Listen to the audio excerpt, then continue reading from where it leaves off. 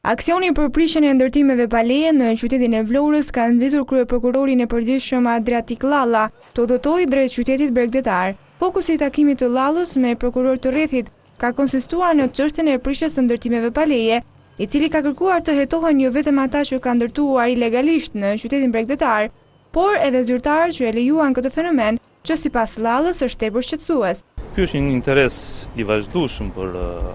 hetimin e veprave të ndryshme penale, aq më tepër këtij fenomeni që është bërë fenomen tepër shqetësues për qytetin e Vlorës, në të cilin e konstatojmë se përgjegjësia nuk është vetëm e personave që ndërtojnë në mënyrë jo të ligjshme, por më së tepër përgjegjësia së pari i takon atyre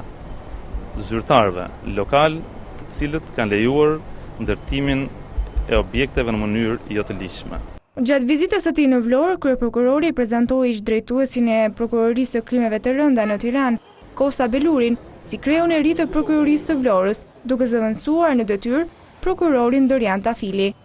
Sjellja e tij në prokurorinë e Vlorës është bërë me synimin që në këtë prokurori të jepet një impuls i ri hetimit të veprave penale, si të veprave të rënda, në fushën e trafikut apo të veprave të rënda penale, po së mos tepërmi, ajo që pritet pritshmëria e opinionit publik është edhe më e madhe, është iniciativa jonë e fundit për hetimin e gjithë veprave penale në fushën e ndërtimeve pa leje. Ndërkohë i pyetur për mediat për hetimet që po bëhen në Lazarat, kryeprokurori Llalla është shprehur. Lazarat është si dhe mjaft raste të tjera në proces e hetimi.